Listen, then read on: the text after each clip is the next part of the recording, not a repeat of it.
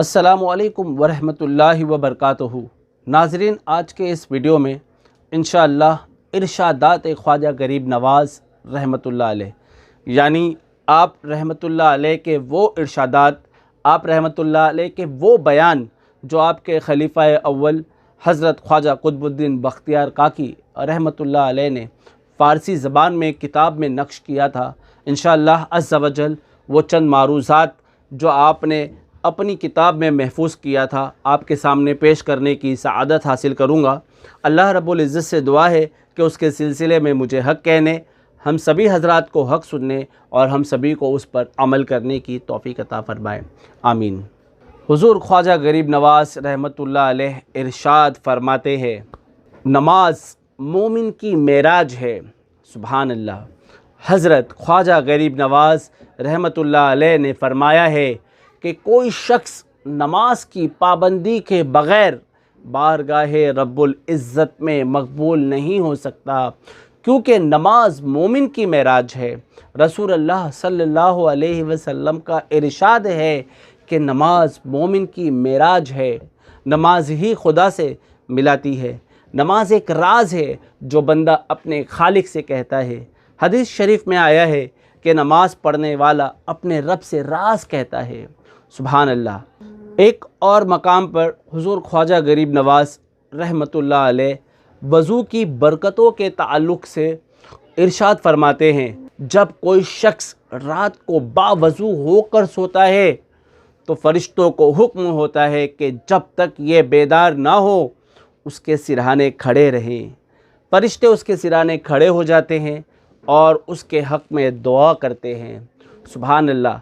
दुआ करते हैं कि ए परवरदिगार, अपने इस बंदे पर अपनी रहमत नाजिल फरमा कि ये नेक वो तहारत के साथ सोया है। अल्लाह का कोई नेक बंदा अगर बातहारत सो जाए तो फ़रिश्ते उसकी रूह को लेकर आसमान की तरफ बढ़ते हैं और वहाँ से बारगाह इलाही से कुर्ब हासिल होता है और फ़रिश्ते ही उसे वापस लाते हैं। जो शख्स बेतहारत सोता है, बिना वज़ू सोता है, उसकी रूह को पहले आसमान से ही वापस भेज दिया जाता है। इस हदीस मुबारका से पता चला कि हमें बावज़ू सोना चाहिए और ये इरशाद ख्वाजा गरीब नवाज़ रहमतुल्लाह अलैह है। एक मकाम पर हुज़ूर ख्वाजा गरीब नवाज़ रहमतुल्लाह अलैह इरशाद फरमाते हैं, शैतान को मग़मूम करने वाले 4 आमाल के बारे में, यानी इन 4 आमाल से शैतान को पछतावा होता है। तो हज़रत ख्वाजा गरीब नवाज़ रहमतुल्लाह अलैह ने फरमाया कि ख्वाजा जुनैद बगदादी रहमतुल्लाह अलैह से रिवायत है कि एक दफ़ा रसूल करीम सल्लल्लाहु अलैहि वसल्लम ने इब्लीस को बहुत गमगीन देखा।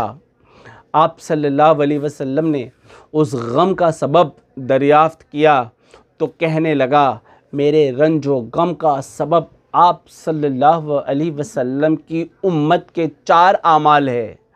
पहला ये कि जो लोग अज़ान सुनकर उसका जवाब देने में बिज़ी हो जाते हैं, मशगूल हो जाते हैं, अल्लाह ताला उनके गुनाह बख्श देता है। सुभान अल्लाह।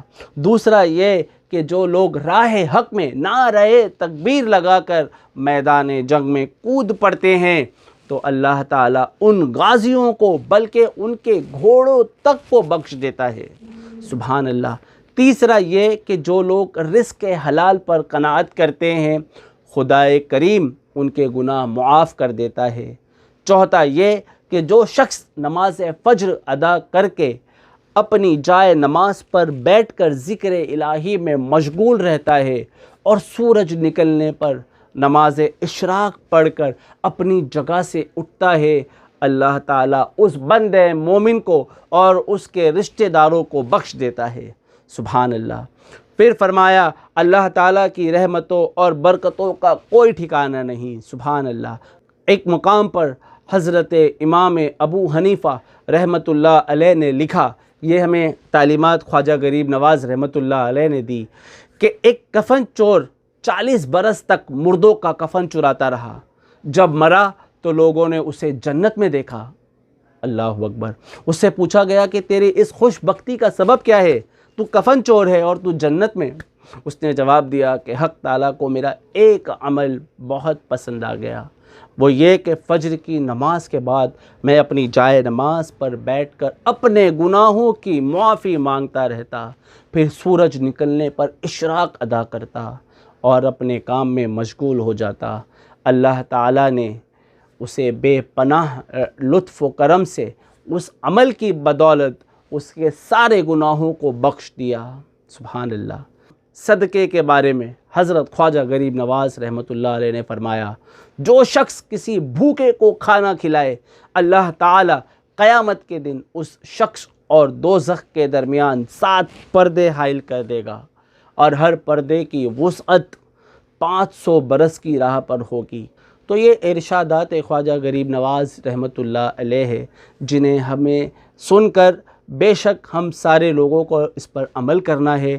آپ رحمۃ اللہ علیہ نے فرمایا، نماز فجر کے تعلق سے، رات میں وضو کے تعلق سے، نماز فجر کے بعد اشراق پڑھنے کے تعلق سے، بھوکوں کو کھانا کھلانے کے تعلق سے۔